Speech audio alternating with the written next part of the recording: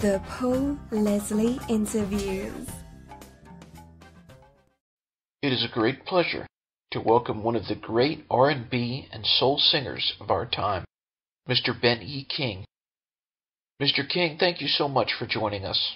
Well, thank you for having me there. Most stories start best from the beginning. What kind of music did you grow up listening to? Well, I would imagine we had, at that time, you had Billy Eckstine, Nat King Cole, Dean Martin, and guys like that, the greatest of greats. What was life like growing up? I was born in Houston, North Carolina. We went to church at least almost every other day. Wasn't much to do other than that, and there was the only music we would hear would be hillbilly music, and after that, we just more or less farm people. You have this latest album, Heart and Soul. Were these a lot of songs you grew up with? Oh, definitely, yes, of course. I mean, like they was my mother's favorites, and as I grew older and began to realize how great the singers were, and not only the singers were great, the songwriters were great. I fell in love with lyrics and styles and the way they phrase. And at that time in life, you can hear a singer a mile away and know who it was. Not like today. But I had the pleasure of, I guess, learning from the best. What do you think about this latest album, Heart and Soul? I think that the selection of songs was great. Musicians were some of the best jazz musicians alive today.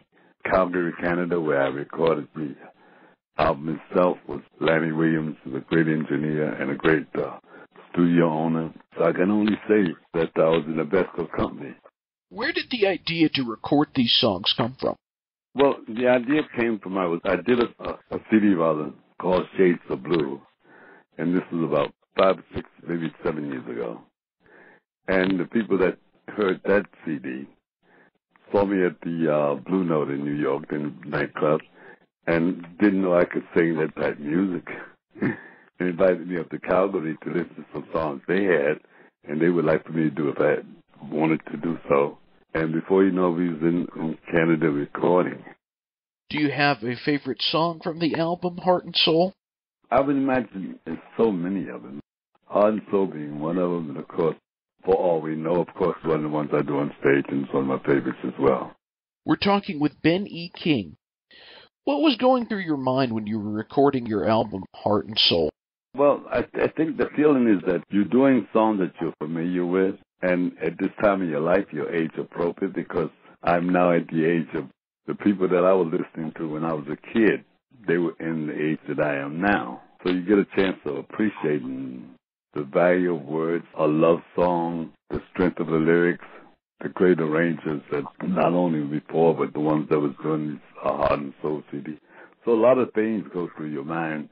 And as I said before, the studio was brilliant up there in Calgary. Do you have a favorite style of music, whether it be jazz or rhythm and blues? I would imagine, Paul, I just love music. I love country and western. My dad was a huge country and western fan. So I grew up listening to him trying to imitate Willie Nelson or somebody. And my mom, on the other hand, would listen to Billy Eckstine and Nat King Cole and Joe Williams and on with that. And then when I got into my early teens, when my dad moved to New York, or moved the family to New York, I heard all these other various music other than doo-wop that I was doing on the street. I fell in love with that. So my taste for music kind of spread all over the place.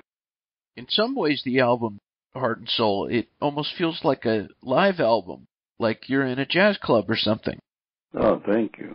Well, we were hoping for a feeling like that, because the arranger and the one that put it all together, Linda Nash as well, who made the selection of a lot of the songs along with myself and others. I think that's what they were going for, and they're so familiar with my style in doing R&B and pop songs, Spanish Harlem and whatever. So they didn't want to go in the area of strings and horns and whatever. So they made it as more or less comfortable as possible for the ears. And I thought at first when they did so, I said, well, this is going to be totally different than what I would imagine, but I enjoyed the challenge. In my humble opinion, I think my favorite track is the bonus track, That Old Feeling. That old feeling. Yeah, another great. I had never heard it before. Really? Wow. Yeah, it's old, like as the kids would say, oldie but good, eh? You know, it's been around a little while. Feeling. I can't remember who recorded it originally, but it had some years on it. We're joined by Ben E. King. Do you think there will be a follow-up to this record, Heart and Soul? Well, we are like making plans to go back into the studio, and of course, Lammy is wanting to go one direction, Lenny Nash is another, and my feeling is to kind of stay at least close to what we just did because it was so enjoyable selecting great songs from, like I said before, Joe Williams and people like that who were very few people touch on the Joe Williams song with Count Basie, but there's some great stuff just sitting there dying for somebody to pick up. And I was just saying, why don't we do some Joe Williams songs? They said, well, we'll listen. Right now we're at the listening stage and selecting song stage again. So many people have listed you as a vocal influence. What about you? Are there any people of today that you try to channel or that are influencing you? Well, I don't know. There's a few young people out here that I heard said kind of like my style and whatever. So hopefully someone pick it up and it'll do them as great of a future as it does me. You know, I'd like to think so. There are some great singers out here. We don't get a chance to hear them because the young music is the young music and they're doing young stuff. So, but I do know there's some very good singers out. Speaking of young people, the other day I was talking to a young person named Sarah, and she said, tell Benny King something for me. Every time I hear Stand By Me, it brings tears to my eyes. Wow. So tell us about writing Stand By Me. Well, I wrote the song. Originally, there was a group called Sam Cooke and the Soul Stirrers. And at that time, he had out a song called Lord, I think it was Lord Stand By Me or something like that. And I was a big fan. I'm still to this second a big fan of Sam Cooke. So I snipped the Stand By Me out, and I started writing my own lyrics to it. Newly married. My wife was out of the apartment at the time, and I had some little cheap guitar, which I cannot play to this day. And I just kept strumming until the song became alive. I just stayed with it for a long period of time and introduced it to Jerry Lee and Mike Stoller, and they decided to record it because we had a little time left over in the studio. What are Jerry Lieber and Mike Stoller like? I would imagine the best of the best people you could ever be fortunate enough to work with. They're creative, way ahead of most when it comes to arrangements and styles and different things. When you think of them doing things like Patti Page and things with Elvis Presley and things with the Coasters, things with the Drifters and things with Benny King and on and on and on. And they have things for each one of those people that never clashes. And in my case, I admire them because the songs they've given me to do, especially in my own career, all seem to be very different from each other, which is a pleasure to do on stage.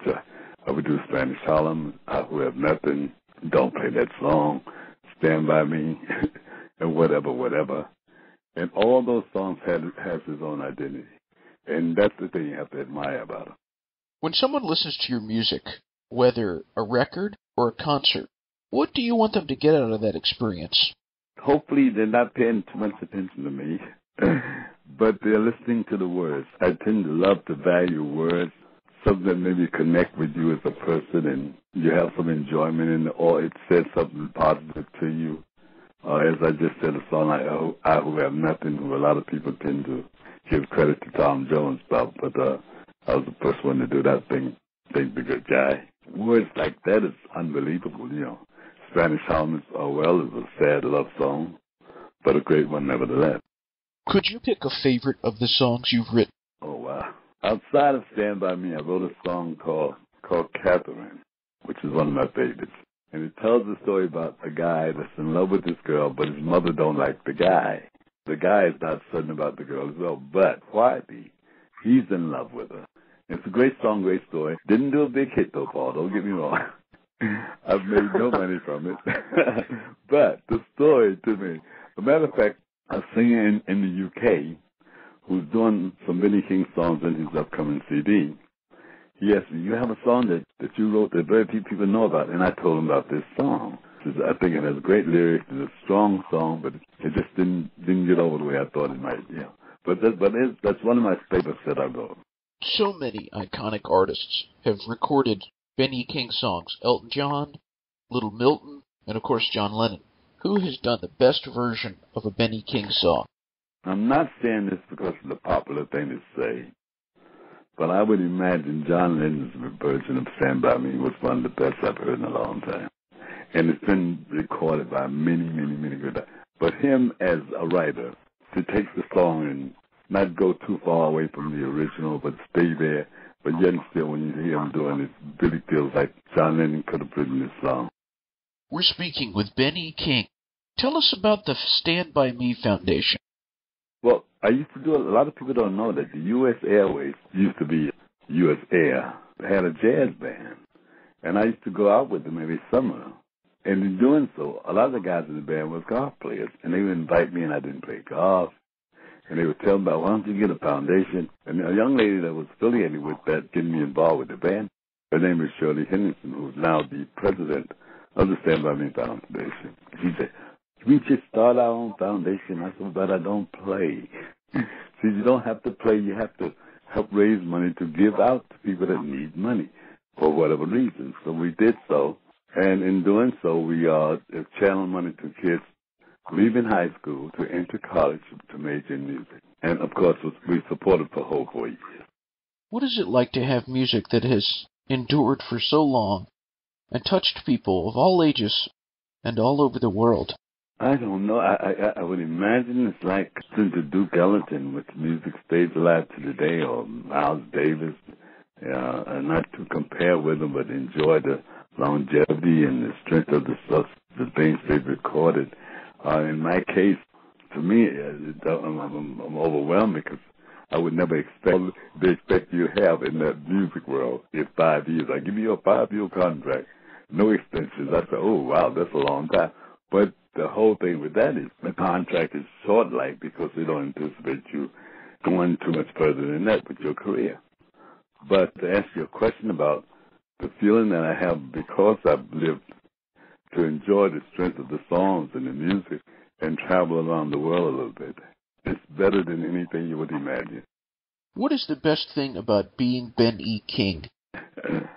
Right now, the best thing about being Ben E. King is that I'm a father of 3 and a grandfather of 6, and I love my family dearly, and we do a lot of laughing, a lot of eating, and they're pretty good cooks, my kids. So they're always cooking. My grandkids are good. Very proud of them. I have 2 finished college, 2 heading to college, and 2 getting ready to get out of high school. So I'm very, very proud of them. And all of them like Jay-Z and Ludacris and Lady Gaga and all the good stuff that kids supposed to like. But that's the good thing about being me. As you know, I'm sure, the entertainment world is a strange world. You don't know how it's going to treat you and how it's going to treat your family. It's not so much based on money.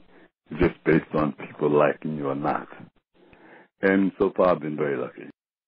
What is your all-time favorite meal? My all-time favorite meal is, this is not a diet meal, Paul, potato salad, greens, and a nice pork chop. Whenever I go on tour, more times than not, it's a pretty long tour, and I get ready to come home, I don't have to ask my wife what she's going to cook me. I just know. I can't wait for this plane to land.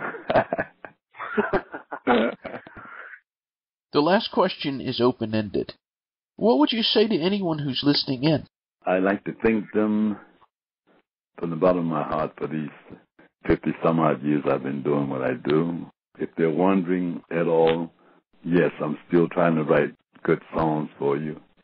And if there's anyone that I have in mind to get into the business that I happen to get lucky and be in, don't give it up. I don't care what you sound like or what you look like or what you feel about yourself. If you truly in heart believe that you have a talent, close your eyes and go for it. Mr. King, I have been honored to do this interview with you. All the listeners can check out the website, beneking.info. It's been a pleasure. Paul, thanks so much again. Bless you. And you too.